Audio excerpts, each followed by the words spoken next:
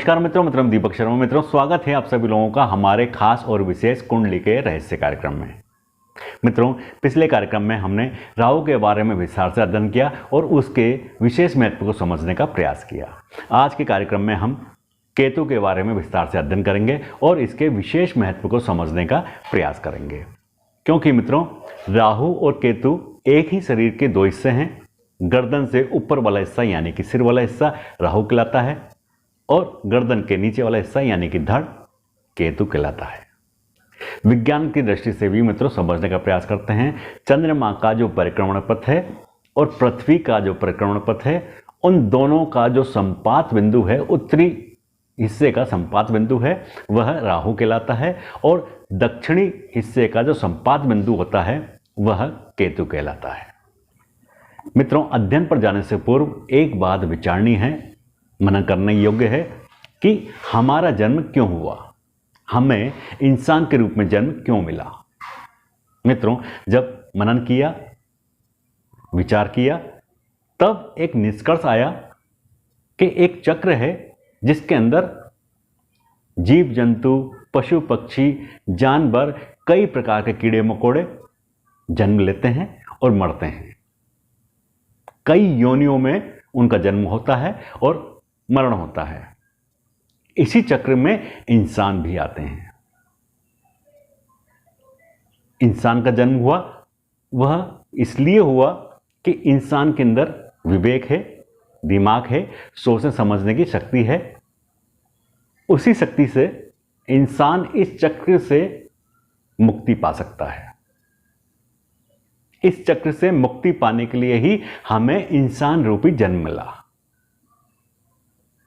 मित्रों, इस मुक्ति पाने वाले मार्ग को ही मोक्ष कहा जाता है और यही मोक्ष हमारे 9 ग्रहों में से केवल एकमात्र ऐसे ग्रह हैं जो हमें प्रदान करते हैं, हमें मोक्ष प्राप्ति का रास्ता दिखाते हैं। वह ग्रह हैं केतु।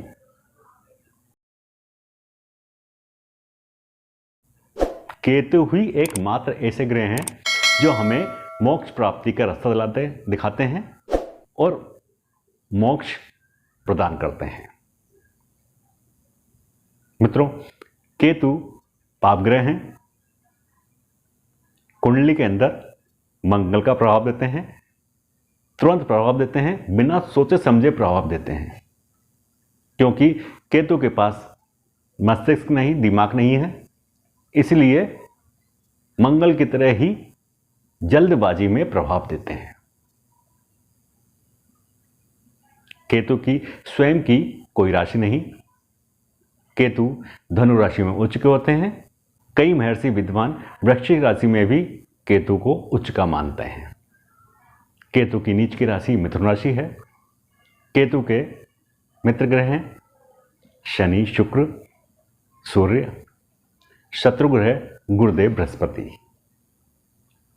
केतु वृष राशि और वृश्चिक राशि में कारक ग्रह होते हैं। केतु हमेशा राहु से विपरीत दिशा में होते हैं। राहु का जो प्रभाव होता है उसके उल्टा प्रभाव केतु का होता है। अब मित्रों, हमारी कुंडली के 12 भावों में केतु का क्या प्रभाव होता है।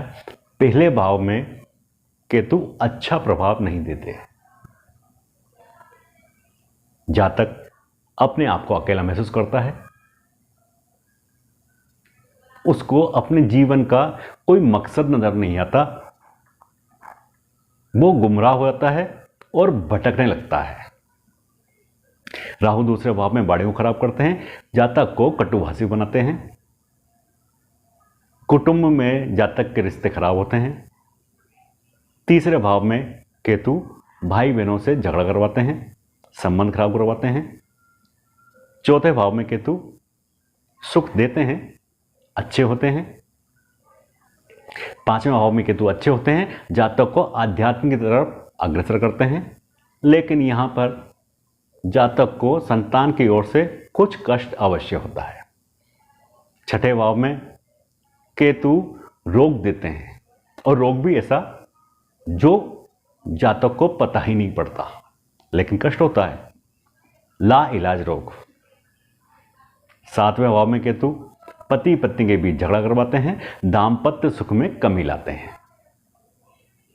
8वें भाव में ससुराल पक्ष की ओर से संबंध खराब कराते हैं, परेशानियां पैदा करते हैं। 9वें भाव में केतु अच्छा परिणाम देते हैं, जातक को आध्यात्म की ओर अग्रसर करते हैं, जातक की रुचि अध्यात्म में धार्मिक कार्यक्रमों में बढ़ा देते हैं। 10वें भाव में केतु अच्छा प्रभाव देते हैं। यदि यहाँ पर केतु उच्च के हुए शुभ हुए तो अत्यंत ही शुभ परिणाम देते हैं, और यदि केतु अशुभ हुए तो अशुभ परिणाम देते हैं। 11वें भाव में केतु अत्यंत ही शुभ परिणाम देते हैं, अत्यंत ही बहुत ही अच्छा परिणाम देते हैं। और 12वें भाव में केतु मोक्ष की प्राप्ति प्रदान करते हैं, जातक को मोक्ष प्राप्त होता है यदि 12वें भाव में केतु शुभ होंगे, अच्छे ग्रहों से युति होगी, अच्छे ग्रहों के साथ दृष्ट होंगे। मित्रों, अधिकांश भावों में, कुंडली के 12 भावों में से अधिकांश भावों में केतु के अच्छे परिणाम नहीं होते, क्योंकि मित्रों केतु के ऊपर राहु की दृष्टि होती है। इसके अलावा मित्रों, यदि केतु के ऊपर पाप ग्रह की दृष्टि हो तो भी केतु अच्छे परिणाम नहीं देते। 12वें भाव में मित्रों केतु अच्छे परिणाम देते हैं, और जातक को मोक्ष की प्राप्ति 12वें भाव से ही मिलती है। मित्रों, अब कुंडली के अंदर केतु को कैसे देखें, इसकी बात करते हैं। सबसे पहले मित्रों, कुंडली के अंदर हमें केतु की स्थिति देखनी है। केतु कहां पर हैं, किस ग्रह के नक्षत्र में हैं, किस भाव में हैं, किस राशि में हैं, और उनके ऊपर किस किस ग्रह की दृष्टि है। इस बात को अच्छी तरह से जांचना है। अब यदि केतु गुरुदेव बृहस्पति, सूर्य या शुक्र के नक्षत्र में हैं तो जातक वैरागी होता है, वैराग्य प्राप्त होता है, जातक आध्यात्म की ओर अग्रसर हो जाता है, अत्यंत ही सुपरिणाम होते हैं, जातक को मुक्ति का मार्ग नजर आता है। और यदि कुंडली के अंदर केतु पीड़ित हुए, मित्रों केतु पीड़ित कैसे होते हैं, जब केतु के ऊपर मंगल की, शनि की दृष्टि होती है, सूर्य की दृष्टि होती है, तो यहां पर केतु पीड़ित होते हैं। और जब केतु पीड़ित होते हैं तो अत्यंत ही अशुभ परिणाम यहां पर प्रदान करते हैं। उसके प्रभाव स्वरूप जातक परेशानी पाता है, रोगी होता है, उसको गलत शौक लगते हैं, जुए का, सट्टे का, नशे का, पर स्त्री का। जातक क्या करने वाला है उसको स्वयं को पता नहीं होता, जातक भटक जाता है, व्यवसाय में नुकसान होता है। यदि शिक्षा के क्षेत्र में है तो वहां पर वो असफलता मिलती है। जातक को अपने जीने का कोई मकसद नजर नहीं आता, क्योंकि केतु भ्रम फैलाता है, और भ्रम के कारण ही जातक इसमें उलझता जाता है। मित्रों, केतु एक पाप ग्रह है, और पाप ग्रह त्रिक भावों में अत्यंत ही शुभ परिणाम प्रदान करते हैं।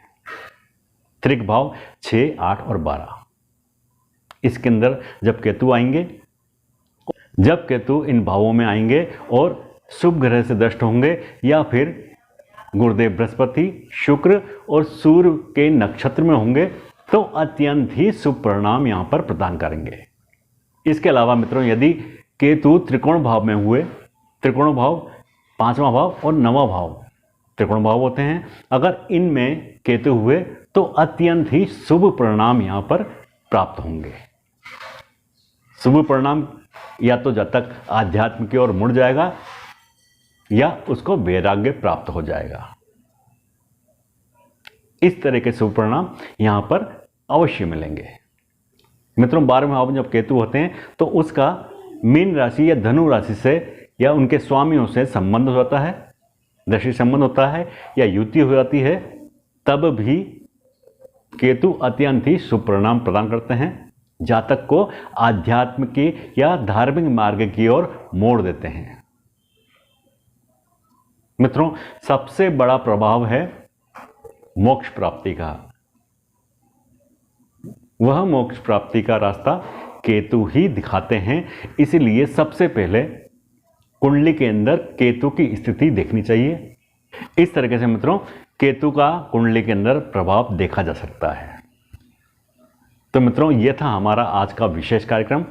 अगले कार्यक्रम में फिर मिलेंगे, तब तक के लिए मित्रों आगे दीजिए।